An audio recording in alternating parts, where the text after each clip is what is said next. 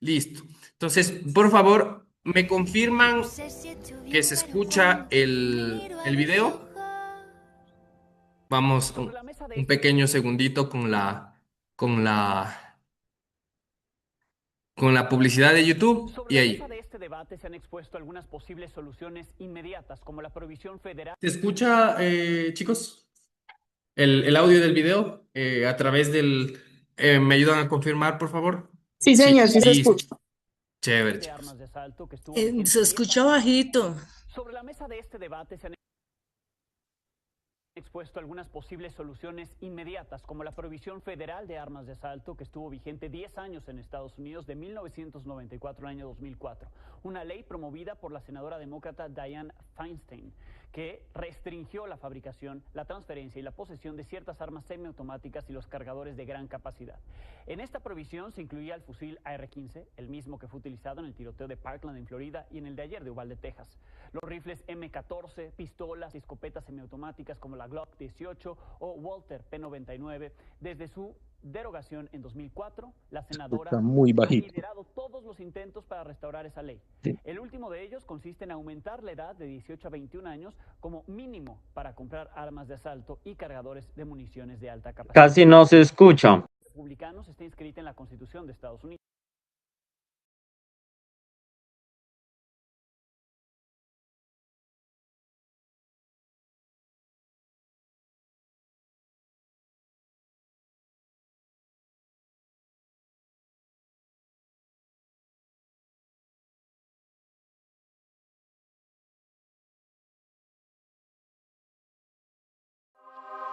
Por favor, ahí me... Creo que ella se escucha bien alto. Nuevo Amper Blanco, lata grande, por solo $1. Hey, llegó John Brie. Sobre la mesa de este debate se han expuesto algunas posibles soluciones inmediatas, como la prohibición Ahora sí federal se escucha duro. que estuvo vigente 10 años en Estados Unidos de 1994 al año 2004. Una ley promovida por la senadora demócrata Dianne Feinstein que restringió la fabricación, la transferencia y la posesión de ciertas armas semiautomáticas y los cargadores de gran capacidad. En esta prohibición se incluía el fusil AR-15, el mismo que fue utilizado en el tiroteo de Parkland en Florida y en el de ayer de Uvalde, Texas.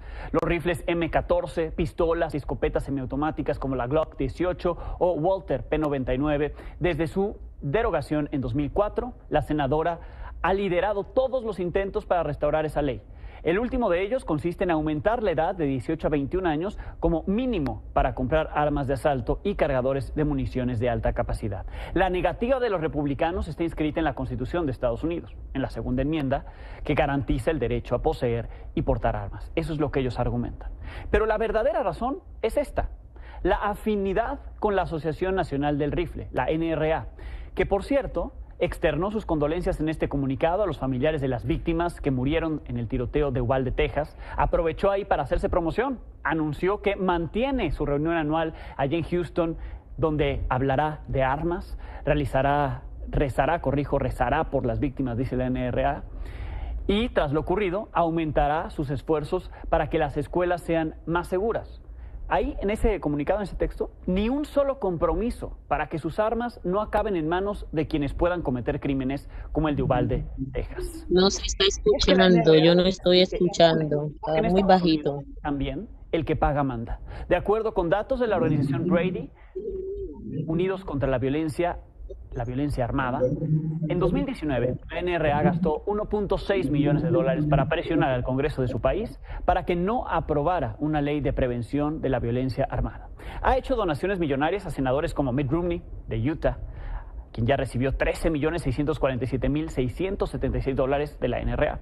Richard Burr de Carolina del Norte obtuvo $6.987.000. Roy Blunt, senador de Missouri, $4.555.000. El senador Tom Tillis, de Carolina del Norte, $4.421.000. Marco Rubio, el senador de Florida, al que veíamos ahí pidiendo que se arme a los maestros, a él la NRA le ha dado $3.303.000. Por eso no quieren que se restrinja la venta de armas. Tenemos ahí un ejemplo, ¿no es cierto?, de un poder fáctico. Otro poder fáctico que podemos pensar también es en el caso de las élites económicas o de estos grupos empresariales igual que presionan sobre las leyes son las farmacéuticas. También suele ser otro caso bastante citado de poder fáctico. Luego tenemos entonces el tema de cuál es el origen del poder, ¿no es cierto? Y habíamos visto ya en los inicios de la clase que etimológicamente, ¿no es cierto?, estas formas de gobierno las rastreamos, ¿no es cierto?, inclusive en los prefijos griegos, ¿no es cierto? Y vemos como democracia, autocracia, teocracia y todas estas formas de gobierno precisamente vienen de la definición del poder. Pero ya las teorías de las ciencias sociales, en realidad, de acuerdo a diferentes teorías, vemos que el poder o el origen del poder lo podemos rastrear desde diferentes enfoques, ¿no es cierto? El pensamiento teocrático nos diría que el poder, ¿no es cierto?, viene de este origen divino del poder y ahí vamos ligado mucho con inclusive la Edad Media y el pensamiento teocentrista que había en la Edad Media. Luego tenemos esta teoría de la fuerza, ¿no es cierto?, que nos dice que son los poderosos los que deben dominar a los débiles y se fundamenta, ¿no es cierto?, en la coerción, en las sanciones, en lo punitivo, ¿no es cierto? Inclusive ahí comenzamos a ver el tema del Estado como, como esta figura, ¿no es cierto?, como esta forma de organización política que te tiene el monopolio del uso legítimo de la fuerza y la violencia. Luego tenemos a la escuela contractualista que nos afirma que el poder legítimo solo puede venir de la voluntad que es expresada de forma libre por los miembros de una comunidad a través de un contrato social. Un contrato social en el cual no es un contrato, digamos, entre el Estado y una persona firman, ¿no es cierto? Se sientan en una mesa y se ponen a firmar un contrato, no. Se da por asumido que el momento que una persona nace en un Estado, ¿no es cierto?, ya tiene ciertas libertades y derechos ligadas a este contrato social. Entonces, el poder que viene, ¿no es cierto?, del Estado, viene precisamente porque son los ciudadanos los que libremente dan, ¿no es cierto?, ciertas libertades, ciertos derechos para que ese Estado sea quien a través del monopolio del uso legítimo de la violencia y la fuerza, ¿no es cierto?, garantice esa cierta seguridad y ese cierto orden. Y ahí vamos a tener a pensadores bien interesantes como Thomas Hobbes, ¿no es cierto?, como Rousseau o Locke. De hecho, les he traído un segundo recursito audiovisual para entender precisamente a qué se refiere esto del contrato social desde las diferentes nociones de cada uno de los pensadores. Esto, chicos. Sí, voy a dejar de compartir un segundito y les comparto aquí, ¿ya? Por favor, me confirman nuevamente si se escucha.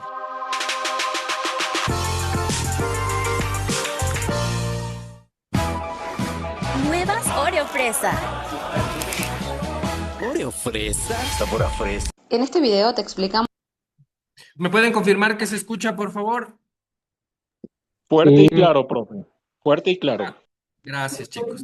qué es contrato social Le ponemos atención entonces unos minutitos al video. en ciencias políticas y los diferentes significados según Rousseau, Hobbes y Locke en menos de 5 minutos. El concepto se refiere a un acuerdo entre el Estado y los ciudadanos, en donde estos últimos adquieren obligaciones y derechos implícitos por haber nacido en determinada sociedad, es decir, nacen con ellos, no se firma ningún contrato. Rousseau desarrolla el concepto en Contrato Social, publicado en 1762, en donde describe que la esencia del hombre natural es un ser bueno, libre, feliz, irracional e igual al resto, y es en la sociedad, representada por el contrato social, cuando se convierte en un ser maligno y en donde los más fuertes y ricos actúan en favor propio para agrandar sus riquezas.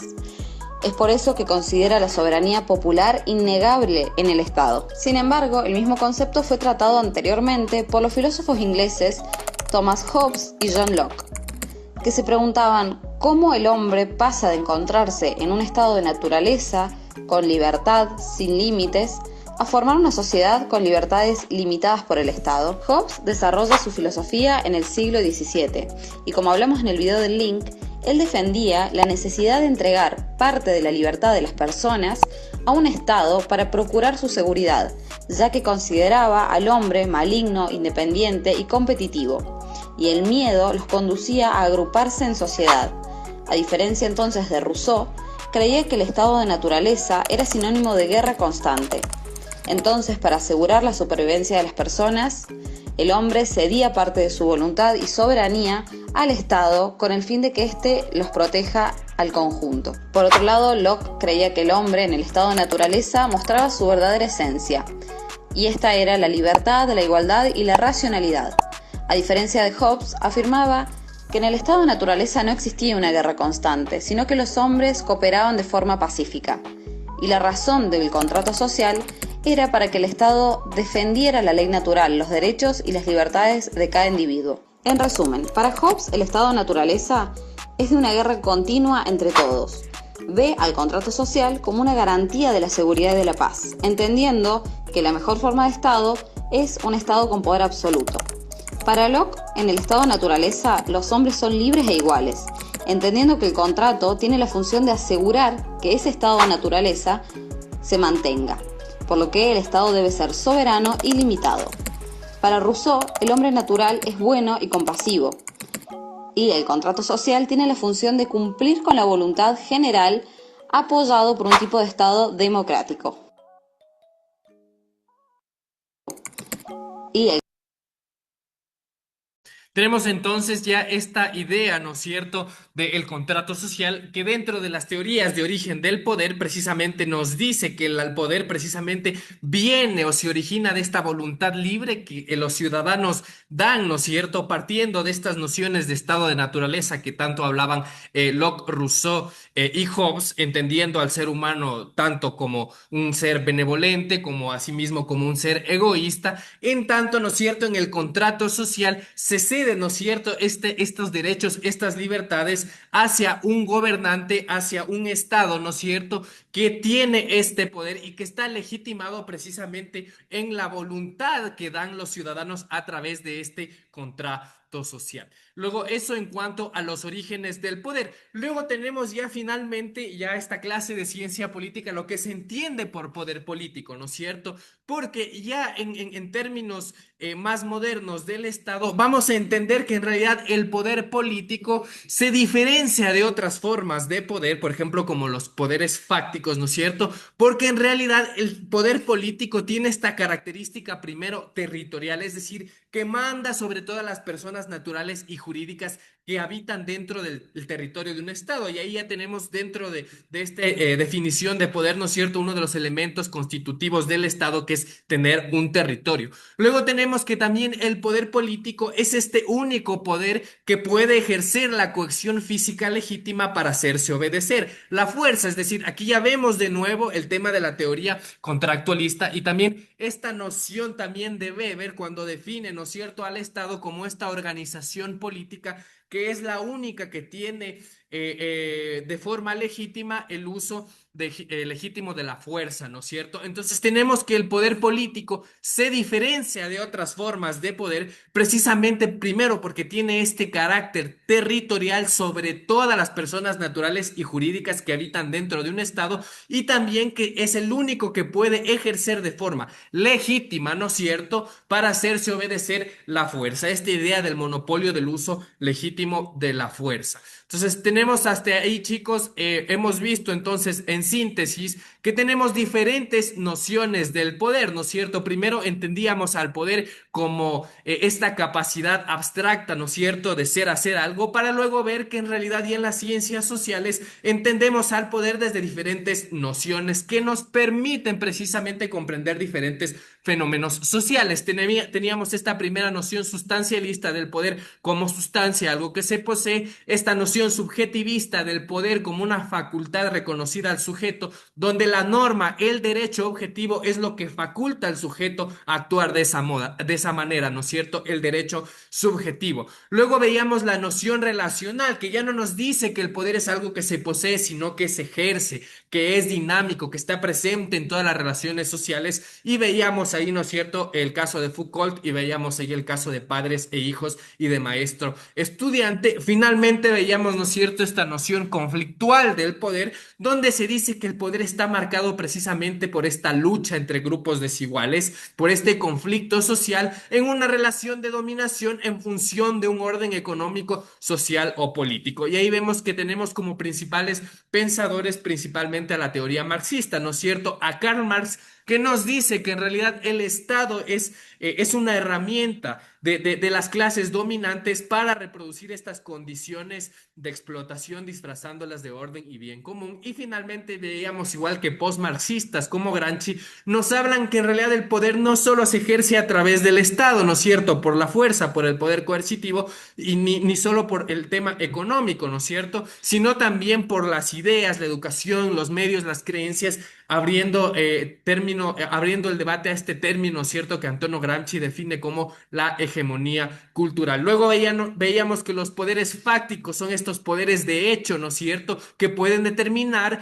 la agenda estatal o la toma de decisiones políticas debida a su peso económico, social y jerárquico, y que pueden estar al margen legal, ¿no es cierto?, en estas figuras cuasi legales, inclusive como el tema del lobby en los Estados Unidos, y veíamos algunos ejemplos. Finalmente veíamos los orígenes del poder desde un punto de vista etimológico, ¿no es cierto? Y luego veíamos desde las diferentes teorías del origen del poder, donde se piensa que se origina el poder, tanto en el pensamiento teocrático, la teoría de la fuerza y la teoría contractualista, para finalmente diferenciar el poder político de otros tipos de poder por este primer carácter territorial que tiene, ¿no es cierto? Y porque es este único que puede ejercer la coacción física de forma legítima para hacerse obedecer. Eso, chicos, en cuanto a lo que yo he traído, les he preparado para el día de hoy. Vamos a dejar el tema de las preguntas para el final de toda la clase, después de que su profesor Dairo Iván también haya realizado su presentación. Entonces, le voy a dar paso en este momento al doctor Dairo Iván para que realice igual su presentación. Y como les digo, al final vamos a dejar una ronda de preguntitas para cualquier tema de la clase que se quiera abordar, y finalmente también vamos a hacer un pequeño ejercicio y una encuesta también de satisfacción. Pero le voy a dar paso en este momento entonces al doctor Dairo Iván. No sé si estás por ahí, Dairo. Sí, gracias, profesor Benítez. Buenos días nuevamente para todos, para todas. Es un gusto estar con ustedes y un saludo especial pues, para todos los estudiantes de las dos universidades y también para la profesora Angie Gaitán que me está acompañando y apoyando en este espacio. Justamente la profesora Angie ha compartido en el chat un link de asistencia para que por favor lo diligencien estudiantes de ambas universidades. Es un recurso que nos sirve a nosotros también como registro y evidencia de este espacio. Em, ¿Ya puedo compartir pantalla? Voy a intentar compartirles unas diapositivas. Me parece que estás como coanfitrión, Iván. Sí, Sí, sí. bueno, ahí creo que ya se está viendo. Sí. De todas formas, si se corta el audio, si se pausan las diapositivas, por favor me avisan para revisar qué es lo que está sucediendo. Bueno, bien, el profesor Benítez ya ha realizado una introducción y una contextualización muy interesante, bien general, de la cuestión del poder. Se han explicado varias teorías clásicas del poder, también algunas concepciones más contemporáneas y también las diferentes tipologías del poder. Pues bien, me gustaría ampliar un poco más el panorama y abordar otras perspectivas teóricas sobre esta cuestión. El título de mi intervención en esta clase es Teorías del poder en el pensamiento decolonial.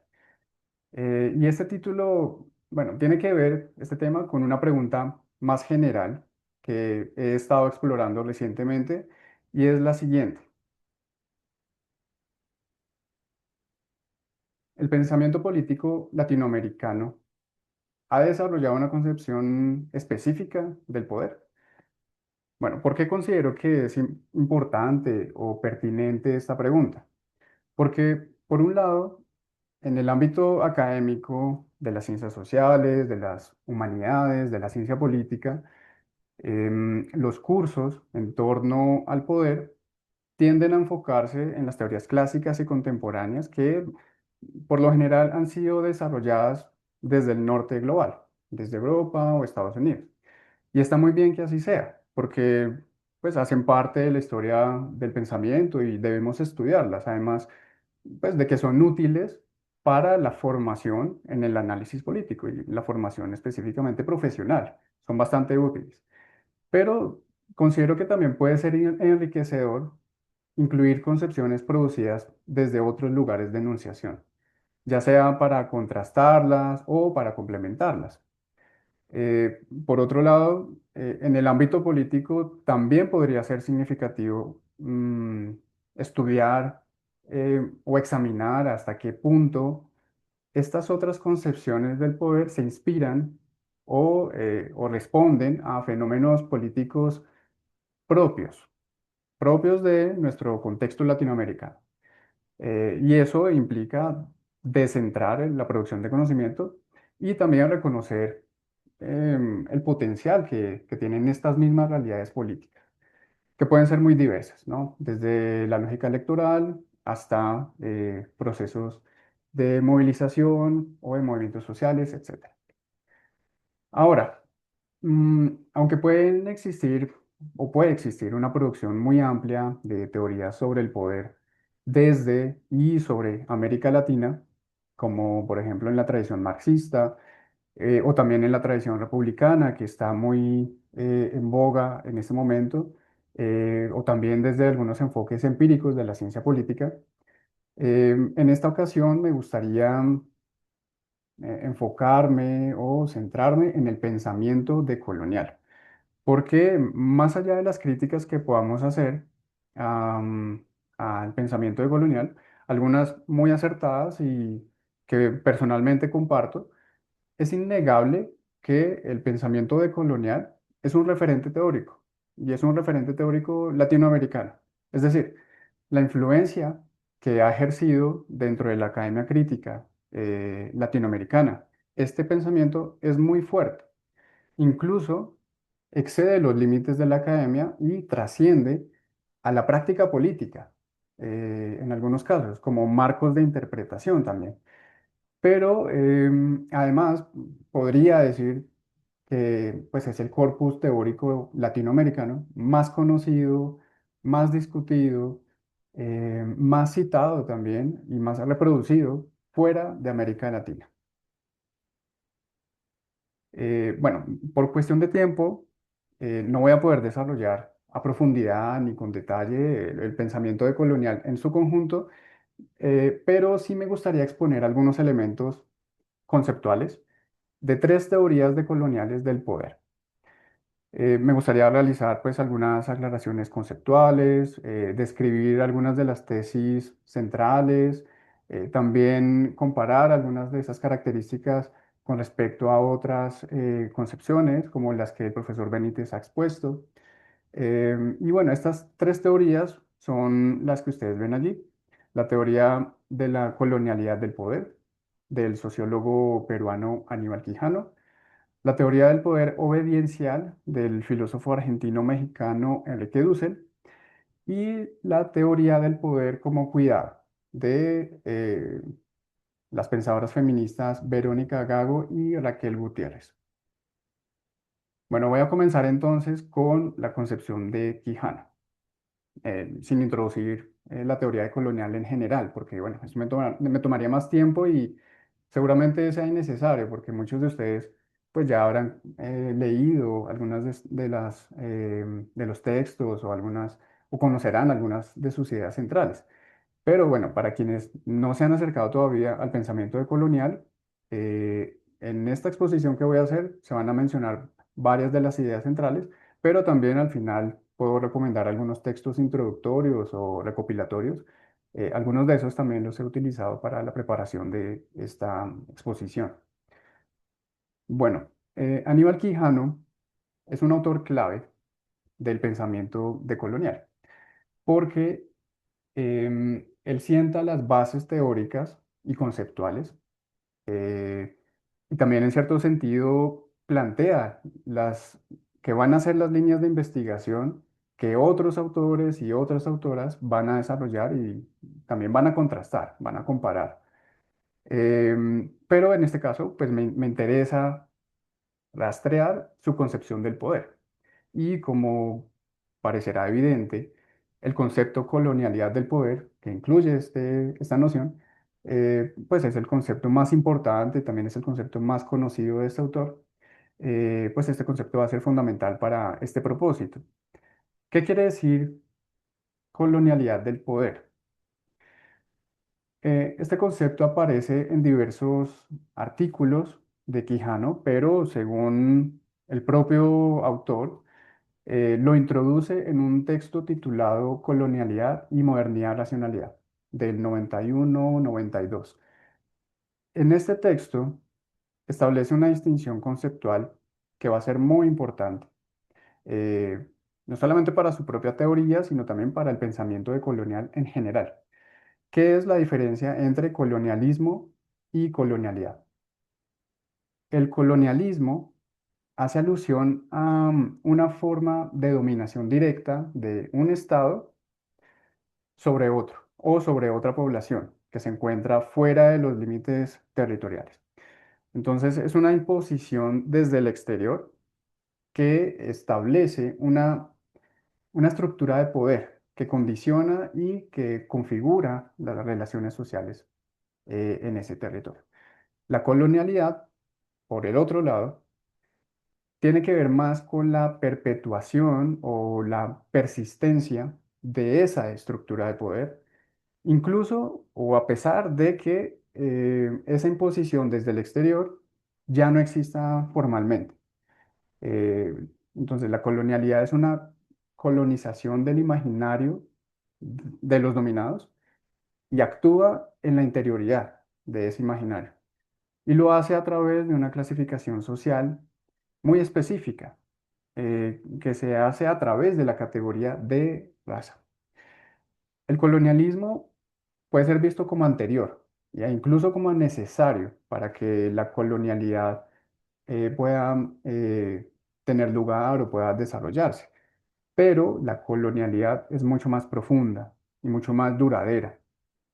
Eh, También por otro lado, el colonialismo puede darse sin un proceso de racialización o sin relaciones racistas de poder. Pero la colonialidad sí supone necesariamente este tipo de relaciones. Allí está la diferencia. Entonces, mm, la colonialidad del poder tiene que ver con un patrón de poder mundial que instala o que impone una jerarquía que se asume como natural o que es naturalizada de orden biológico sobre las diferencias de las poblaciones y que opera a través de la categoría de raza o de la idea de raza y además permea cada ámbito de la vida social.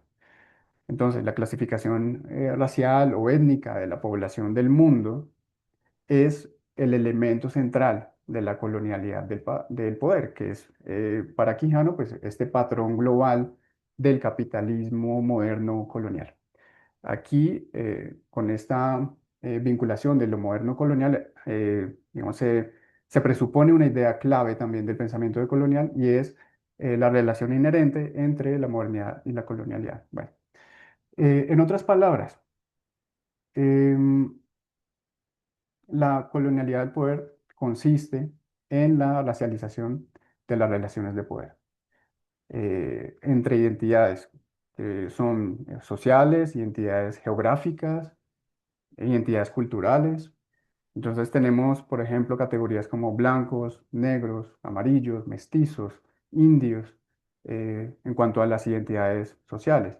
Pero también tenemos otras categorías como Europa, América, Occidente, Oriente o Lejano Oriente, en cuanto a identidades geoculturales. Y son identidades que se van a clasificar jerárquicamente en ciertos ejes de valoración, inferiores, superiores, irracionales, racionales, primitivos, civilizados, tradicionales o modernos, subdesarrollados o desarrollados, entre otros. Allí ya ustedes podrán suponer cuáles son las categorías que se ordenan según estos ejes de valoración. Ahora bien, noten que esta teoría no nos está diciendo qué es el poder, ¿no? No nos está dando una definición clara o explícita sobre lo que es o sobre lo que no es el poder, sino que, al igual que lo hizo Michel Foucault, nos está describiendo cómo se ejerce el poder, y en este caso a partir de la colonización. Pero también está asumiendo que el poder no es una cosa, no es una sustancia, no es una capacidad que se pueda poseer, tomar o ceder, como lo piensa el contractualismo, sino que se piensa como desplegándose relacionalmente. Entonces aquí ya uno podría enmarcar esta teoría en esa concepción que el profesor Benítez había expuesto, que es esa, digamos, esa idea relacional del poder. Porque Quijano nos habla de relaciones de poder, no del poder en sí. ¿Y cuál sería entonces la diferencia con Foucault? ¿Cuál sería la diferencia de Quijano con Foucault? Que Quijano examina una macroestructura de control sobre las subjetividades desde el siglo XVI. Esto, digamos, metodológicamente, con la conquista y con la colonización de América Latina. Y no desde el siglo XVIII, que es lo que hace Foucault, a partir también de prácticas cotidianas, institucionales también, pero también a nivel microestructural. Allí también hay una diferencia importante. Pero además, este análisis del poder de Quijano pone en el centro la dimensión racial del poder y extrae consecuencias epistémicas de ese proceso, que va a ser el eurocentrismo y la crítica al eurocentrismo desde el pensamiento decolonial.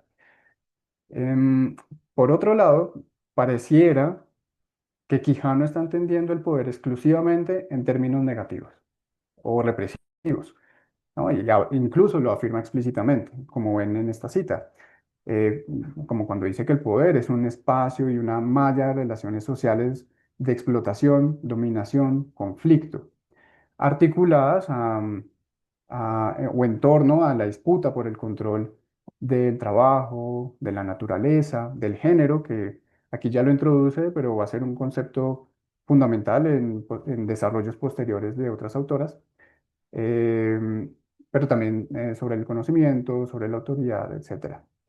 Y en este aspecto también se va a distanciar de la concepción liberal hobbesiana o de Hobbes, eh, que tenía sobre el poder. Porque según Quijano mismo, en esta concepción liberal hobbesiana se omite el poder en otros ámbitos de la existencia social. Pero también se va a distanciar del marxismo ortodoxo o de cierta interpretación del marxismo, que concibe la determinación de uno de esos ámbitos, la economía, sobre los otros, o lo social sobre lo político y lo cultural, etc. También se va a distanciar Quijano de posturas posmodernas porque van a omitir la categoría de totalidad y de historicidad. Y es que justamente esta es otra característica del poder, según Aníbal Quijano, que es que el poder tiene una especie de heterogeneidad histórica y estructural. ¿Qué quiere decir esto? Esta noción explica por qué el poder no es un sistema homogéneo y se refiere más bien a la articulación de elementos históricamente diversos, porque provienen de historias diferentes, específicas, de espacios, de tiempos distintos. Es decir, el poder que opera en relaciones concretas es lo que permite comprender a una sociedad particular para Quijano. Pero para eso es necesario analizar las formas históricas en que se dan esas relaciones. Por ejemplo, en la ilustración que ustedes ven aquí en la diapositiva, ustedes ven como una especie de superposición de temporalidades. ¿no? En la arquitectura. Hay edificios que tienen arquitectura diferente, como aludiendo a épocas diferentes. Más o menos es lo que está pensando Quijano con este concepto de lo histórico estructural, de la heterogeneidad, porque en el poder capitalista, piensa él, pueden coexistir otras formas de explotación del trabajo, la esclavitud, la servidumbre, la pequeña producción mercantil y, por supuesto, prácticas también neoliberales incluso, o del capital globalizado. Bueno, pues visto de esta forma, pareciera que se trata de un poder omnipresente, omniabarcante, del cual no se puede salir o no hay escapatoria. Y en este sentido, esta concepción del poder de Quijano también se distanciaría de Foucault porque parece reducir el poder a la dominación. Ya sabemos que Foucault, en la medida en que el poder es relacional, también deja espacio para una relación con la libertad, con la resistencia. Pero la teoría de Quijano también permite hacer otras lecturas del poder en términos productivos o positivos. Y aquí el concepto clave va a ser el de decolonialidad del poder. Pero es algo que este autor, o que en este autor más bien, no es tan fácil de encontrar o de rastrear, como si se puede hacer en otros autores, como Dussel, por ejemplo. Entonces, la apuesta emancipatoria de la decolonialidad es más trabajada por otros autores del pensamiento decolonial que parten de la teoría de Quijano para desarrollarla en otros aspectos y en otras dimensiones, como por ejemplo en las teorías del buen vivir, en teorías sobre alternativas al desarrollo, pero también en teorías en torno al pensamiento fronterizo y que toman la potencialidad del concepto de colonialidad del poder para, digamos, de manera productiva para desarrollar otros conceptos también, como el de colonialidad del saber, colonialidad del ser, colonialidad del género, etcétera, que son otros desarrollos que han realizado otros y otras autoras. Pero bueno, no me voy a detener en esto. Em, entonces, como les decía, Dussel es un ejemplo de una concepción más propositiva o positiva del poder. Y va a estar, digamos, centrado en su concepto, su teoría del poder obediencial. Bueno, Enrique Dussel, al igual que Quijano, es un referente del pensamiento latinoamericano en general. Y tiene una obra muy amplia que abarca muchos temas, eh, pero pues ha sido muy conocido por su filosofía de la liberación al inicio y luego por ser otro de los autores fundadores y otro de los autores claves también de la teoría decolonial, particularmente del grupo Modernidad Colonial, Colonialidad, que es pues un grupo de argumentación académico, también de militantes políticos de los 90, desde el cual pues se despliega toda este pensamiento decolonial. El asunto o la cuestión del poder aparece en varios textos de Dussel, pero donde lo analiza de manera más sistemática, más rigurosa también, es en el libro titulado 20 tesis de política. Si les interesa ahondar o revisar este texto, van a encontrar en la tesis de la 2 a la 5 y en la 12 el análisis del poder de Dussel, por si les interesa. Bueno, para Dussel, el poder político se puede comprender en varias dimensiones. Por un lado, eh, el poder no es una cosa en el sentido de algo que se toma, como cuando se dice que un partido o un grupo busca tomarse el poder, pero sí es algo que se tiene como una capacidad o como una facultad, pero solamente de la comunidad política, del pueblo. A esa capacidad del pueblo, entendiéndolo como última instancia de la soberanía y de la autoridad, Dussel va a denominar potencia, conservando el término en latín. Y esa es la primera dimensión del poder. Entonces, para este autor, el poder es una facultad, es una capacidad que se tiene o no se tiene, pero nunca se toma. ¿Por qué? ¿Por qué no se toma? Porque para Dussel es el fundamento, es el punto de partida, que es además inherente a la comunidad política, pero que es indeterminado, es decir, que no tiene una concreción, que no tiene una existencia real, objetiva o empírica.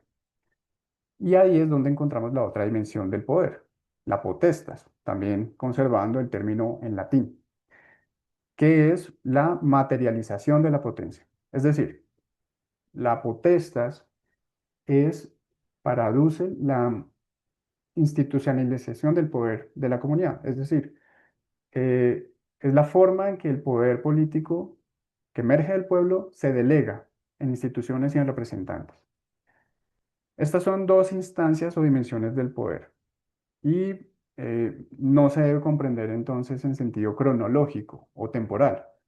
Es decir, no es, no es que primero aparezca el poder como potencia y luego el poder como potestas, o que primero aparece el poder como acción política en tanto soberano del pueblo y luego la institucionalización de ese poder. No, no se trata de eso, porque como lo explica el propio Dussel, todo ejercicio de poder es institucional, en la medida en que el poder, como potencia, no es un momento empírico inicial en el tiempo, sino un momento fundamental que permanece siempre en acto, siempre, digamos, inherente o que subyace a toda institución y a toda acción. Ahora, em, Dussel nos dice que debido a esa diferenciación entre potencia y potestas, todo servicio político será posible, o servicio público, digámoslo así. Pero también puede emerger la posibilidad de corrupción, de opresión, de dominación. Y aquí está lo interesante de la concepción de Dussel desde mi perspectiva, desde mi lectura. Porque si en otros autores contemporáneos, como por ejemplo Antonio Negri o John Holloway, con quienes mantiene también una interlocución crítica pues con estos autores, el propio Dussel, em, contrario a estos autores en donde la potestas se comprende estrictamente en sentido negativo, para Dussel, la potestad no implica necesariamente algo peyorativo, no implica una pérdida o una falta o una ausencia necesariamente, porque la potestad, es decir, esa dimensión institucional del poder, es necesaria para Dussel y puede concretarse de dos modos distintos. Puede concretarse, por un lado, como el poder como obediencia, en donde el representante que cumple una función en este ámbito institucional es elegido para ejercer de manera delegada el poder de la comunidad, pero debe hacerlo en función de las exigencias, de las reivindicaciones, pero también de las necesidades de la comunidad. Y aquí Dussel se inspira en uno de los principios de las comunidades neozapatistas de México, que es el de mandar obedeciendo. Este principio del mandar obedeciendo tiene que ver o más bien indica que el que manda debe mandar obedeciendo, es decir, cumpliendo una función de delegación y de rendición de cuentas. Y para Dussel, ese es el ejemplo más concreto, más preciso, si se quiere, de una comprensión mucho más apropiada de lo que debería ser la función de servicio de un funcionario público, ya sea administrativo o político, no importa, que en este caso va a ejercer un poder obediencial, de ahí el término, que es como lo ha denominado Dussel. Quiere decir entonces que se delega a alguien el poder para que represente en ese nivel del ejercicio institucional del poder, para que represente a la comunidad, para que represente al pueblo. Pero otra forma de concreción de la potestas es la absolutización o fetichización del poder. Y cuando esto sucede, el poder se convierte en dominación y en opresión. Entonces ya no hay delegación del poder, ya no hay mandar obedeciendo, sino simplemente un mando o dominación sobre otros. O como Dussel lo denomina, un mandar mandando. Esta fetichización tiene que ver em, con que la potestad se afirma como el fundamento del poder político. Ahí ya no sería la potencia. Y por eso se absolutiza, se separa, digamos, se separa la potestas de la potencia, porque pretende fundarse sobre sí mismo. Y eso lo que genera es un debilitamiento de la potencia y se va a materializar en relaciones de dominación sobre la comunidad. Entonces ya no hay un servicio del delegado o del representante hacia la comunidad que se supone que representa o que dice representar, sino que se separa la voluntad del representante y por lo general, pues ejercitan el poder a partir de sus propios intereses o intereses particulares. Entonces la potencia es despotenciada y se vuelve una masa pasiva, se vuelve objeto del poder, ya no sujeto, y el poder fetichizado, como ya no se funda en el pueblo, pues utiliza la fuerza y la coerción para poder sostenerse. Esa es justamente, para Dussel, la forma del poder de la modernidad colonial que se ha instalado en nuestras prácticas políticas hasta el día de hoy. Pero lo que se ha visto en ciertos momentos históricos, en diversas experiencias políticas, desde movilizaciones, estallidos sociales, la emergencia de nuevos o de otros sujetos políticos o de diferentes procesos de subjetivación política, o incluso a partir también de ciertas victorias institucionales, victorias jurídicas, victorias electorales, lo que se ve con todo esto es que el poder del pueblo, es decir, la potencia, no desaparece por completo, a pesar de la fetichización del poder. Y a esa capacidad de, de revertir la fetichización del poder, así sea de manera momentánea, o a esa capacidad también de disputar el poder obediencial, Dussel lo va a llamar hiperpotencia. Es decir, ese poder del pueblo que emerge en esos momentos em, creadores de la historia, donde se inauguran procesos de transformación, de reivindicación profunda. No se trata entonces de una pura efervescencia o de una demanda infinita, sino también de una transformación de la potestas, es decir, del marco institucional, pero en esta ocasión pues al servicio del pueblo. Es decir, finalmente pues se trata de recuperar la dimensión positiva del poder, también en su dimensión institucional. Em, bueno, esta teoría de Dussel es interesante porque se puede apreciar un diálogo crítico con otras teorías o con otros paradigmas teóricos.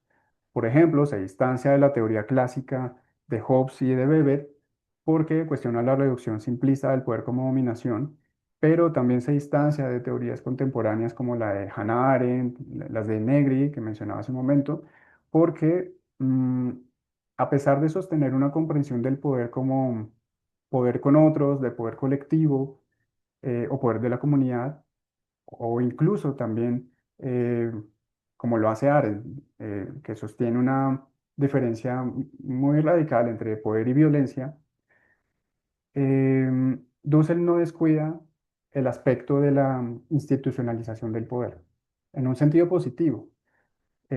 Claro, también dando cuenta de la posibilidad de degeneración que supone también ese ejercicio institucional.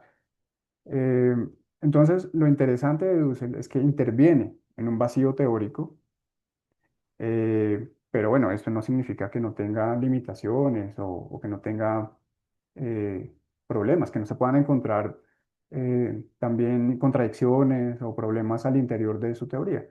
Un ejemplo de eso, pues, es el fundacionalismo de Dussel o su enfoque excesivamente normativo también, que se le ha criticado mucho a este autor. Bueno, ¿por qué esta teoría sería decolonial? Mm, Desde mi perspectiva, esta teoría del poder obediencial puede comprenderse como un ejemplo de lo que él denomina transmodernidad, que es un concepto específico de su apuesta decolonial. La transmodernidad, para Dussel, consiste en una postura crítica de la modernidad, pero no en su negación. Es decir, a diferencia del posmodernismo, que rechaza la modernidad en su totalidad por sus presupuestos metafísicos, universalistas, racionalistas, etcétera, pero también contrario a los defensores del proyecto moderno que asumen cualquier crítica a la modernidad como si fuera una crítica relativista, es decir, donde todo vale, pero también incluso a diferencia de algunos autores decoloniales que sostienen una postura antimoderna por esa relación que mencionaba hace un momento entre la modernidad y la colonialidad, Dussel, contrario a todo eso, propone cuestionar la modernidad sin rechazar su apuesta emancipatoria. Entonces, no se trata de superar la modernidad, como ir más allá de la modernidad sin más, sino de atravesarla críticamente. Y por eso la transmodernidad la piensa como una especie de diálogo intercultural donde se encuentran prácticas, conceptos y experiencias diferentes.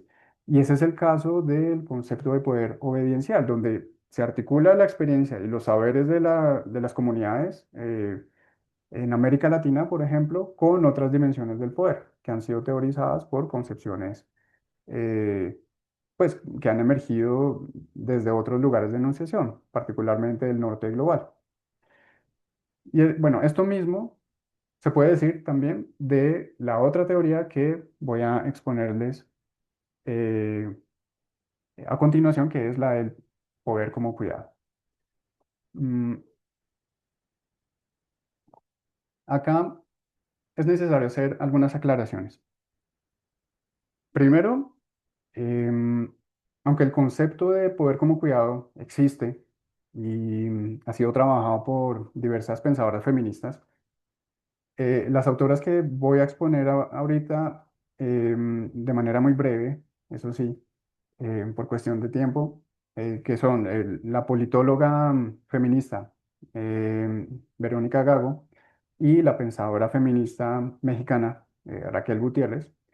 Ellas no utilizan este concepto de poder como cuidado, pero desde mi perspectiva, podrían enmarcarse en esta concepción porque piensan el poder desde la centralidad del cuidado. Y bueno, la segunda aclaración es que estas autoras no hacen parte del grupo fundador de la teoría decolonial, ni de las primeras autoras del feminismo decolonial, pero sí hacen parte de redes de feminismo decolonial y asumen una postura decolonial de corte autonomista, eso sí, y han influido también en otras autoras más cercanas a ese horizonte teórico o conceptual. Bueno, hechas estas aclaraciones, veamos cuáles son esos elementos de la teoría del poder de estas autoras. El concepto central de Verónica Gago es el de potencia feminista, que da título a su libro más conocido em, y lo define como una teoría alternativa del poder en sí misma. Es decir, hay una declaración explícita, directa, en este libro para desarrollar una teoría feminista del poder. Y esto me parece muy interesante y muy significativo. Entonces, esta es una de las razones por las cuales he explorado, digamos, a esta autora. Entonces, entender el poder como potencia ya nos ubica en una discusión que, como se veía con Dussel, cuestiona la reducción del poder como dominación. Porque para esta autora la potencia se comprende como el despliegue de eh, un contrapoder que afirma la invención común contra la expropiación, contra la privatización, pero también que aboga por una política prefigurativa, es decir, una política que tiene lugar en el aquí y en el ahora, no en transformaciones futuras. Otro elemento importante de esta concepción es que la potencia no se comprende en abstracto, sino en situación. Y esto es algo, digamos, típico o común, mejor, del pensamiento feminista en general. Es el pensamiento situado. Y en este caso, la potencia no existe desplegada de, o desapegada más bien, separada de su lugar de arraigo, del cuerpo que contiene esa potencia, que puede ser un cuerpo individual o un cuerpo colectivo. Por eso, porque se trata de un poder encarnado, como lo denomina ella, la potencia se expande a partir de la práctica, de la acción, de las luchas, en este caso, de las mujeres y de disidencias sexuales. Entonces se trata de una capacidad deseante también. Y por deseo no va a entender la autora como lo opuesto a lo posible, ¿no? Sino como más bien una fuerza que impulsa lo que se percibe como posible de manera colectiva. Mm, Esta autora piensa la potencia feminista desplegándose, ahí sí, en términos concretos o fenoménicos, si se quiere, que es un término que veíamos con Dussel, o como se veía ahí en el diagrama de Dussel. Ella lo piensa en estos términos concretos en la práctica instituyente de la asamblea. Eh, y es que la lógica asamblearia, para esta autora, produce contrapoder, porque se trata de una soberanía popular que desafía la idea estatista de que el Estado es la única estancia legítima de la política o que ejerce el monopolio de la política. En las asambleas, más bien lo que se puede ver es que se renuevan esas dinámicas de saber colectivo, de decisión, de autonomía y de cuidado, porque pone el énfasis en la reproducción social de la vida. También porque produce ciertas condiciones de escucha, de palabra, pero sobre todo de escucha, que en muchas ocasiones pues escasean en la práctica política tradicional, pero pues que son fundamentales para la toma de decisiones colectivas, que en estos casos pues son evaluadas también para ver si funcionan o no, para operativizar la decisión. Es decir, para que no se queden simplemente como en declamaciones de anhelos, de deseos. Y por eso, para Verónica Gago, el poder de evaluación y la potencia de acción, pues van a ser dos claves, dos elementos eh, prácticos e institucionales de los saberes asamblearios, de la lógica asamblearia que tiene lugar en este caso, pues en los movimientos feministas, pero que se podrían extender a otros sujetos subalternos también. Por supuesto, pues Verónica Cabo está tomando como referente la experiencia asamblearia de los movimientos feministas latinoamericanos, que han logrado prácticas de conquistas de derechos sociales, em, porque, bueno, para ella estos movimientos tejen poder en los territorios y de una manera doble. Es decir, por un lado, constituyen una institucionalidad propia. La asamblea es una institución política, no estatal, en este caso. pero también redes autónomas, entre otras formas institucionales, pero también por otro lado interpela a la institucionalidad existente. Entonces, es un poder que no va a agotar sus demandas en el horizonte estatal, porque no lo reconoce como una única instancia de resolución de las violencias de género o de la dominación en general, pero tampoco lo desconoce como un marco de acción estratégica, es decir, como un marco también que hay que disputar. Entonces, no habría, digamos, ingenuidad al respecto. Esta postura no estatal de la política y del poder es algo que va a compartir con Raquel Gutiérrez y con otras autoras del autonomismo latinoamericano y que las va a diferenciar también de la concepción de Dussel, por ejemplo, porque a Dussel uno lo podría enmarcar en una especie de estatismo renovado. En esas tesis que vimos o que expliqué hace un momento de Dussel, no se ve tanto el lugar del Estado, pero en otros textos de él tiene un papel central. Entonces, por eso, para ciertos autores, Dussel representa esta especie de estatismo que se busca renovar o repensar. Bueno, en su libro A desordenar, em, Raquel Gutiérrez aborda la cuestión del poder, también de manera sistemática, también de manera muy rigurosa, y por eso me interesa esta concepción. Bueno, una de las primeras advertencias que nos hace esta autora es que el poder es una de esas nociones que más ha sido fetichizada, eh, fetichizada por la lógica del capital particularmente, y que por eso se ha reducido a dominación o a imposición. Es decir, Raquel Gutiérrez cuestiona esa concepción tradicional que viene desde Hobbes, pasando por Weber, entre otros, de que el poder es la capacidad de una persona de imponer, de afectar o de disponer sobre el comportamiento de otra persona o de otros.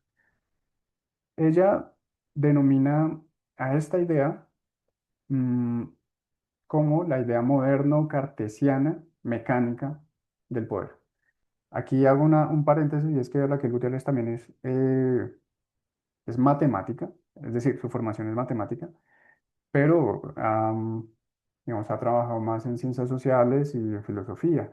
Pero los ejemplos que ya en este texto y algunas denominaciones de sus conceptos, pues dejan ver un poco esa formación matemática.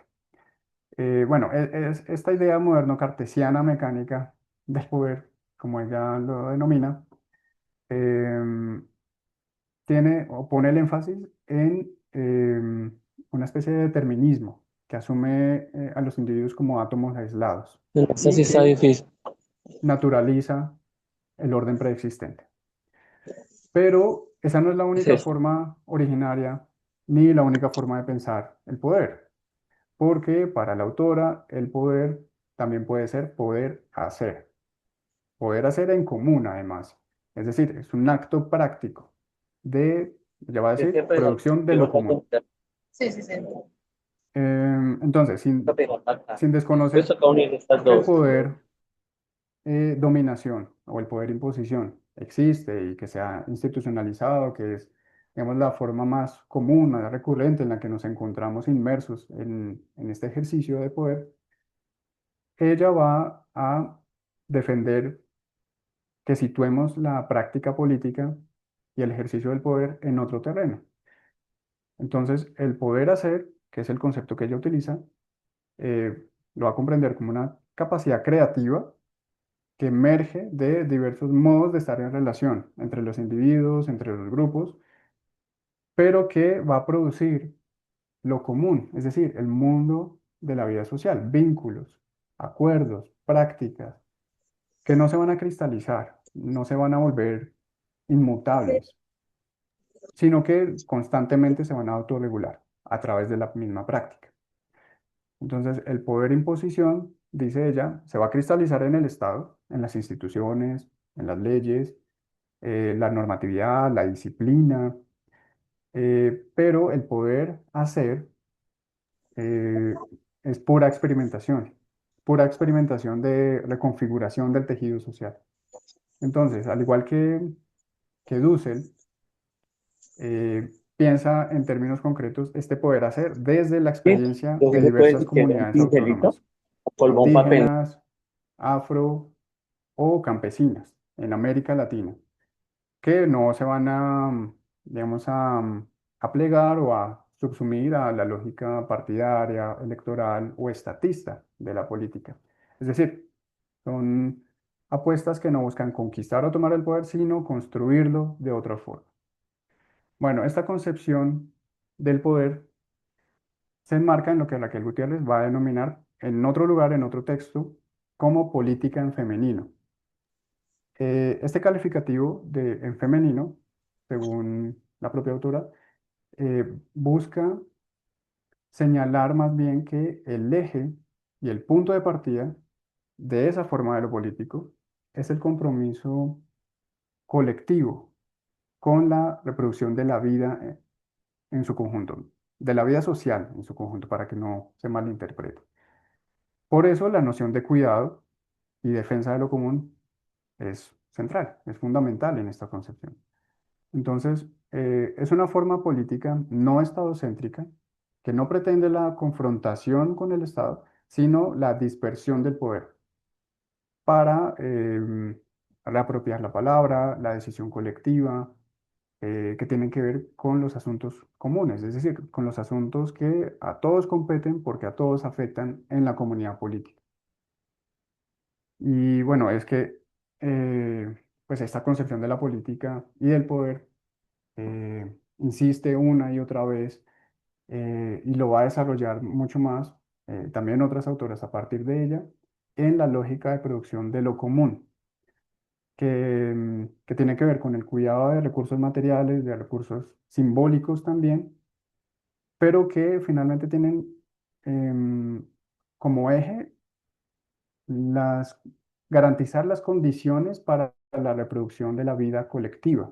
Y esto implica prácticas asamblearias, como veíamos con Verónica Gago, pero también movilizaciones por la defensa del territorio, eh, defensa de la vida, por eso vemos consignas de diversos movimientos sociales que se ha trasladado en la consigna de las luchas por la tierra a las luchas por la defensa del territorio y de la vida o por la vida, pero también tiene que ver con prácticas cotidianas en torno a celebraciones, a fiestas, al cocinar, al cuidar, etcétera. Bueno, ya para finalizar, para dar espacio también a las preguntas y a la actividad que se tenía pensado con el profesor Benítez, simplemente me gustaría volver a resaltar con esta breve descripción o breve exposición sobre las concepciones del poder dentro del pensamiento decolonial, sobre algunas, porque seguramente hay muchas otras más. De hecho, en ese momento puedo pensar, por ejemplo, en Santiago Castro Gómez, que es otro autor fundamental del pensamiento decolonial, en donde se puede encontrar una teoría del poder, eh, así como otros autores, pero bueno, no pretendo agotar el tema ni asumirlo de manera acrítica, sino todo lo contrario.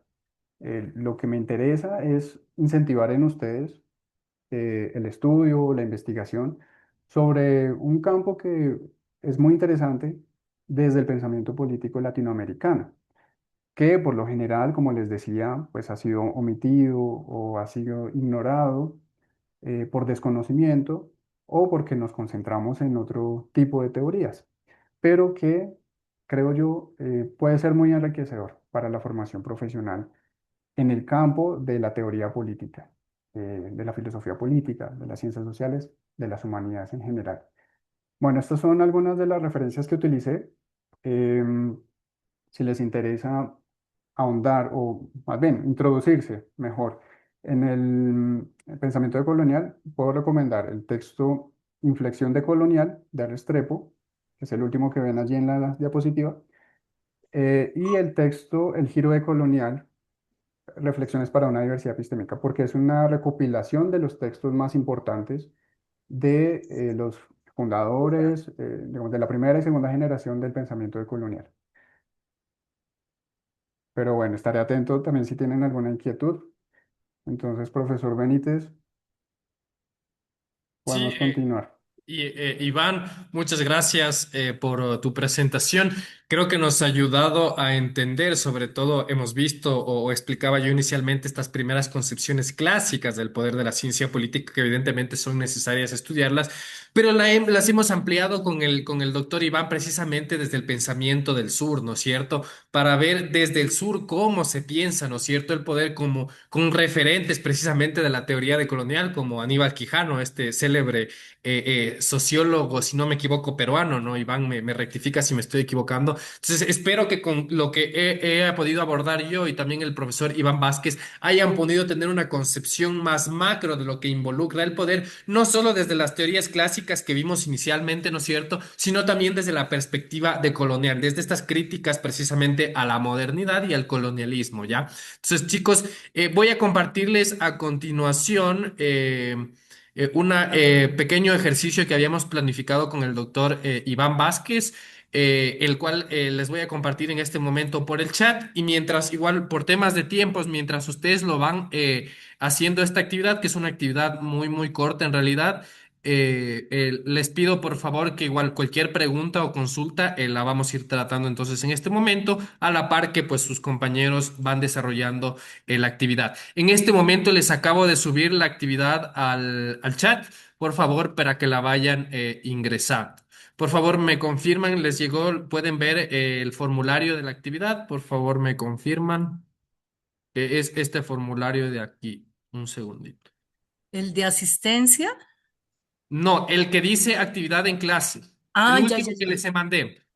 Es Ya. que, En esta actividad, por favor, nos van a poner sus nombres, sus apellidos, van a seleccionar de qué universidad son, ¿no es cierto?, de qué institución, y de las nociones de poder revisadas en clase, las que explicamos tanto mi persona como el doctor Iván Vázquez, elijan a su criterio la que mejor explica el tema del poder y descríbanla, ¿ya? Entonces van a escoger de todas las teorías que abordamos, nociones del poder el día de hoy, una y en la que a su juicio mejor explique el fenómeno del poder y la van a explicar. Entonces, vamos a tomarnos estos minutitos finales para desarrollar esta actividad. En tanto, igual si hay alguna pregunta, tanto como a mí o al doctor Iván sobre lo que abordamos a lo largo de la clase, este es el momento para hacerlo. Así que dejo abierto el espacio también para preguntas. Por favor, vamos a ir alzando la mano para ir respondiendo. La mayoría de preguntas, pues que tengamos tiempo con este espacio que nos queda todavía. Entonces, quien tenga alguna pregunta, por favor, alza la mano y continuamos.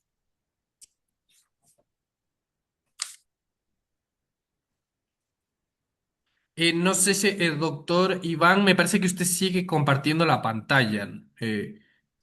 Eso, para podernos ver ahí Sí, ya qué pena.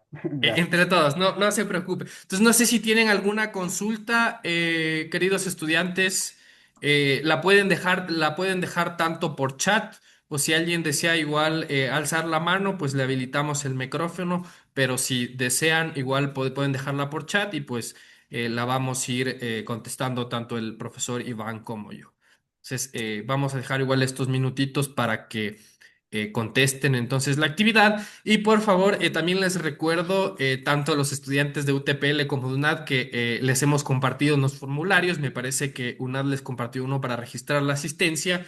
Y pues de nuestra parte de UTPL también les compartimos una pequeña encuesta de satisfacción que les pido igual tanto a los estudiantes de la UTPL de UNAD que nos ayuden llenándola. Entonces, no sé si hay alguna pregunta, alguien que quiera alguna duda pueden alzar la mano en este momento, o en este caso participar. Veo que Sonia Cabrera está con el micrófono activo. Sonia, ¿tú quieres hacer alguna pregunta, alguna aportación?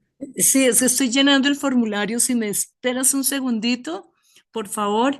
Claro, por supuesto. Pues lo que yo anoto es que para mí no fue un descubrimiento porque ya existía ese continente. y para mí fue más bien una invasión y esa es la deuda histórica que hay y que no se ha podido superar y aún seguimos con un colonialista esclavista. Uno lo ve actualmente en el poder legislativo en Colombia. ¿Cómo es posible que si el pueblo está reclamando unos derechos y unos cambios, la extrema derecha los subordine y los coaccione? Entonces no me parece conveniente. Con respecto a pues al descubrimiento, lo más importante fue el mestizaje, porque de ahí surge una mezcla de razas entre negros y indios, blancos, que pues para mí no es blancos, o sea, es una raza bueno, sí, blanca, pero pues no es blanca. O sea, yo me considero mestiza, por ejemplo, y porque tengo mezcla de indígena con castellanos. Entonces, pues me parece interesantísimo todo lo que han expuesto, porque realmente, pues sí, suena muy lindo el poder, pero el poder no lo hemos podido ejercer los ciudadanos de una manera sustancial, profunda y con ética. Prevalecen la soberbia, prevalecen los yoes, prevalecen ¿cómo se dice? Sí, ese autoritarismo. Por ejemplo, a mí no me gusta Hobbes o Hoops, como se llame, como se pronuncie. Me parece, lo relaciono con Álvaro Uribe Vélez acá en Colombia. Y es un abuso de poder, por ejemplo, porque no están dando un buen ejemplo estos políticos contemporáneos, llámense de izquierda o de derecha. Pero acá en Colombia sí hubo una gran afectación por parte de Álvaro Uribe Vélez que no se ha querido reconocer y que pues es que es atortolante. 6.402 falsos positivos y eso pues a mí me parece supremamente abusivo con la sociedad.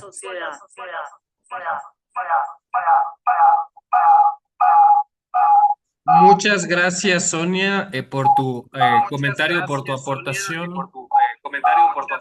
Es que hay una interferencia.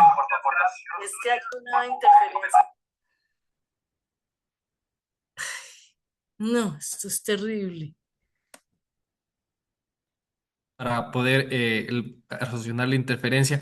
Listo, Sonia, habías comentado cosas bien interesantes. Entre todo lo que comentaste, quiero destacar y creo que el profesor Iván, pues que es más, tiene más experticia en el tema de la teoría de colonial, puede precisamente igual abordar un poquito más.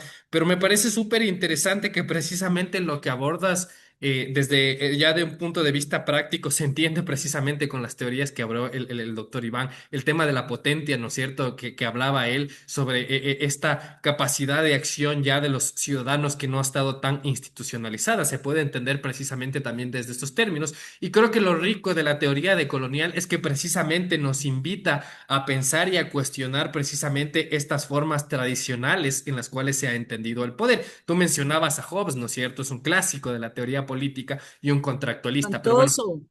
Pienso, Sonia, que precisamente la riqueza de estas teorías es que nos permiten entender diferentes fenómenos desde diferentes perspectivas. Entonces, creo que la teoría de colonial que ahí justo abordó el profesor Iván permite precisamente hacer esas reflexiones sobre no solo el colonialismo, que él explicaba la diferencia no entre colonialismo y colonialidad, sino cómo las estructuras coloniales, ¿no es cierto?, que pese a que ya no estamos en un colonialismo en el tiempo de los siglos pasados, pero siguen persistiendo, ¿no es cierto?, instituciones y prácticas coloniales en cuanto a... Ahora yo te digo otra cosa, el desarrollo, o sea, a mí me encanta Germán Arciniegas. Yo no sé si ustedes lo han leído para entender lo que fue la colonización en América.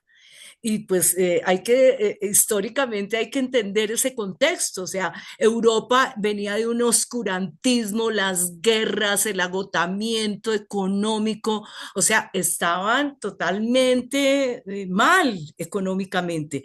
Entonces, ahí sí como se dice coloquialmente, se les apareció la Virgen, porque llegar a estos territorios y esa biodiversidad, esa riqueza, y esa es la deuda histórica que tienen con nosotros. Y yo ahí sí siempre desde que escuché a Evo Morales diciéndoles, pero ¿cuál deuda económica nos están cobrando si ustedes por el contrario miren todo lo que se llevaron?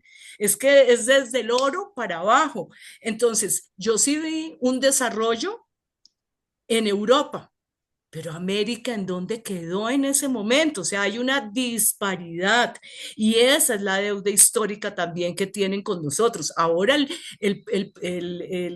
¿cómo se dice? El manejo que le dio la Iglesia Católica en ese momento, pues hay que entender los conceptos que tenían en esa época, pero trasladados a hoy, es una deuda histórica que también tienen con nosotros. Entonces, yo no me siento todavía feliz y me siento en un colonialismo esclavista, porque es que hoy en día la gente trabaja para pagar servicios, no para tener espacios de recreación, a no ser de que tengas una empresa adicional o que tengas recursos económicos. Pero hablemos del común de la gente, se las está pasando difícil. Entonces, a mí me parece que trasladado a los políticos de hoy, no están ejerciendo su papel con la sociedad, ni defienden los derechos colectivos como son los servicios públicos, que son fundamentales, porque tú sin agua no vives, sin luz no cocinas, ¿cierto? Entonces, y todo es con chantaje. Entonces, hay que cambiar esas formas tan perversas de hacer política. Porque para mí, hacer política es amar un país. Y si tú amas a tu país, trabajas por él. Pero uno lo que ve es que llegan es a enriquecerse y a desangrar el erario del Estado. Entonces, no me parece realmente. Y hay un gran conflicto y esa colonia, o sea, los europeos nos deben mucho a los americanos, porque por el contrario, los americanos hemos aportado mucho. Dejo ahí para que otros No te hablen. preocupes, Gracias. sí. En honor al tiempo y darle espacio igual a otras Sí, personas sí, que quieran sí. participar, vamos con Spar David Ramírez, que también veo que alzó la mano. Sí, Spar, buenos días. lo que sí, Se fue la onda. tiempo ya. Adelante, Spar. Sí, muy buenos días. ¿Me escuchan? Sí, te Sí. escuchamos. Bueno, por ejemplo, la señora que está hablando, doña Sonia, creo que lo único que ellos saben hablar es solo de falsos positivos, de 6.000 y 4.000 algo. Lo único que sabe decir un petrista hoy en día es eso, la verdad es eso. O sea, me parece que son babosadas. Si miramos la guerrilla de las FARC, ¿cuánta gente Perdón, te han aclaro, no soy secuestrado? petrista, soy liberal del sector legítimo. No, no, no lo creo mucho. Entonces, lo único que saben decir los petristas es 6.402, nada más. Esa es la realidad de las cosas. Spar, y le pido igual a Sonia, Muchísimas vamos gracias por tratando, su yo sé que tiempo. este tipo de espacios es lo ideal y precisamente la política, ¿no es cierto?, puede exacerbar pasiones, pero vamos a definirnos un poco a preguntas y aportaciones que no rocen igual un poquito, un poco en criticar a los demás, ¿no? No digo que en realidad eso no sea válido, evidentemente cada quien tiene sus concepciones y es respetable, pero vamos enfocando, ¿no es cierto?, esta parte de las preguntas a un poco más a preguntas o observaciones en cuanto a lo que se abordó, ¿no es cierto? Buenos días, ¿puedo aportar algo? ¿Quieres comentar algo adicional? Si no, le voy a dar paso a Jorge Lacuture. ¿Perdón? John, Vamos sí, a es darle que paso. Buenos días, ¿cómo están? sí, es que Jorge ya había levantado la mano previamente, entonces como que lo vamos a Eh, intentar hacer por orden Sí, adelante. para dar espacio para ¿Me todos. escuchan? Perdón, ¿Me lo que yo voy escuchan a bien? aportar es cortico, 5 palabras y ya. ¿Sí me escuchan? Vamos a seguir ahorita por temas de orden. Vamos a dejarle, me parece, Iván, que mencionaste que Daniel había alzado la mano. Jorge había levantado la Ah, mano Jorge, primero. entonces Jorge, soy yo, vamos a seguir Jorge, en orden. Jorge. Vamos a darle el espacio entonces a Jorge para que brevemente nos comente su duda, su observación. Finalmente, después de Jorge, vamos a dar un espacio final y con eso vamos a concluir en honor al tiempo de todos, ¿ya? Entonces vamos a darle este espacio a Jorge. Muy brevemente te pido que nos des tu pregunta o tu aportación. Sí, Jorge, adelante. Listo, bueno, voy a aportar con respecto a la intervención que hizo la señora. Bueno, con respecto a Job, eh, hay sus pros y sus contras, pero hay que entender el contexto en que se estaba viviendo en esa época, que sería la Edad Media, sobre que tenía un pensamiento sobre crear un Estado fuerte, puede sonar totalmente autoritario, pero en ese contexto como tal era necesario, ¿ya? Porque sin un Estado fuerte, había una sociedad descontrolada, eh, movida por sus pasiones, por los deseos, y el miedo sobre todo a la muerte, ¿ya? Sin un Estado, la sociedad hoy sería un caos. Eh, Listo. Con respecto a que dijo de 1.004 positivos, es válido, claro está, pero también hay que ver la dos caras de la moneda, porque ella de pronto habla desde su propia postura, eh, pero también hay que ver lo que otros políticos, líderes políticos han cometido, no solamente la derecha, también lo han cometido la izquierda, por ejemplo con el M-19, el asalto al Palacio de Justicia, ambas partes. Pues si vamos a hablar, tenemos que ser un poco objetivos cuando vamos a hablar sobre crímenes que ambas partes han cometido, no solamente un sector político o sí, ya hasta ahí. Agradezco. Vamos a seguir con la siguiente persona y con esta persona vamos a concluir con las intervenciones, que es César Fierro. Adelante, César, por favor, bien concreta tu intervención, si puedes. Opa, dame unas palabritas y ya, por favor. ¿Me escuchan? Sí, Hola, César, se te hola. Sí, escucha y se te... César, te Adelante. escucho. Gracias, gracias. No, quisiera agradecerle la exposición. La exposición fue muy buena de los dos profes. Resaltar mucho. Me encanta cuando se habla el tema del contrato social. Creo que es el entendimiento de nuestro gran problema en Latinoamérica de corrupción. Si los ciudadanos, bueno, en el mundo, pero como estamos puntualizando en el sur-sur, si lográramos entender el contrato social desde que nacemos, el papel del Estado como garante de derechos fundamentales, sería fenomenal. La gente comprendería que sus impuestos y su dinero son valederos y de esa manera se votaría mejor y se cuidaría más eh, las instituciones. Ahora bien, con respecto al rifirrafe que tuvieron los compañeros, es aburridorcísimo, ni siquiera lugar. Y precisamente ese es el inconveniente que tenemos en el mundo hoy. Se piensa en izquierdas, se piensa en derechas, pero nadie piensa en los derechos fundamentales, que son solo unos. Independientemente de derecha y de izquierda, los derechos son fundamentales universales. Salud, vivienda, educación, bueno, los que ya conocemos. Solo era eso, profe, y muchas gracias, muy buenos aportes. Creo que rememoré mis primeros semestres. Creo que hay veces hay cositas que se van olvidando, pero la verdad que era muchas gracias a todos. Abrazos. Gracias, César. Y bueno, contigo vamos a cerrar las intervenciones. Quiero agradecerles y quiero hacer una reflexión final justo con los enfoques teóricos. Yo diría que lo bonito de las ciencias sociales y de estudiar todas estas perspectivas teóricas, que obviamente tienen sus fortalezas y permiten comprender los fenómenos sociales, es que cada una Permítame describe decir, o al me van a menos dar la palabra. intenta describir la realidad desde ciertas concepciones. Entonces, obviamente, cada uno de nosotros puede tener cierta afinidad hacia cierta teoría, pero lo chévere de estas es que se pueden contrastar, ¿no es cierto? Las nociones del poder, inclusive hacer esta crítica desde el sur global, desde la parte de las teorías decoloniales. Entonces yo quiero cerrar con esa reflexión. Les agradezco muchos a todos su asistencia. Igual quiero agradecerle a Iván y a Angie de la Universidad Nacional Abierta a Distancia de Colombia por su colaboración, por estar aquí presentes. Sepan disculpar cualquier falla tecnológica que suele suceder y es común de esta modalidad de estudio. Así que espero que hayan llevado conocimientos y también estas experiencias compartidas con los estudiantes al final y que esta clase haya sido de provecho. Y pues de parte de la Universidad Técnica Particular de Loja, pues agradecerles por este espacio y esperando colaborar con ustedes en una futura ocasión. Me Muchas despido y gracias. pues Muchas gracias, profesor Benítez. Muchas gracias a todos ustedes por la asistencia, la puntualidad y también la participación tan activa que se ha mostrado al final. Igualmente ha sido un gusto estar en este espacio con ustedes y espero que sigamos compartiendo espacios como estos.